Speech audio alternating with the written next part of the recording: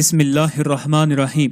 سورہ نساء مدینہ منورہ میں 3 ہجری سے 5 ہجری کے اوائل تک نازل ہوئی، یعنی ہجرت کے بعد نازل ہونے کی وجہ سے اس کا شمار مدنی صورتوں میں ہوتا ہے۔ سورہ نساء سورہ بقرہ کے بعد قرآن مجید کی سب سے بڑی صورت ہے۔ قرآن مجید کی 7 بڑی صورتوں کو سبع طوال کہا جاتا ہے۔ سورہ نساء سبع طوال کا حصہ ہے۔ عربی میں عورتوں کو نساء کہتے ہیں اور اس صورت میں بکثرت وہ احکام بیان کیے گئے ہیں جن کا تعلق عورتوں کے ساتھ ہے، اس لیے اسے سورہ نساء کہتے ہیں۔ اس سورت کی پہلی آیت میں ہی لفظ نساء موجود ہے، جس سے اس سورت کا نام اخذ کیا گیا ہے۔ سورہ نساء میں 24 رکوع اور 176 آیات ہیں، جبکہ کل الفاظ 3763 اور کل حروف کی تعداد 16332 ہے۔ سورہ نساء قرآن مجید کے چوتھے پارے سے شروع ہو رہی ہے اور چھٹے پارے میں ختم ہوتی ہے۔ سورہ نساء قرآن مجید کی ترتیب توقیفی کے اعتبار سے، یعنی کہ کتابی ترتیب کے لحاظ سے چوتھی سورت ہے، اور ترتیب نزولی کے اعتبار سے 92ویں نمبر پر اس کا نزول ہوا ہے۔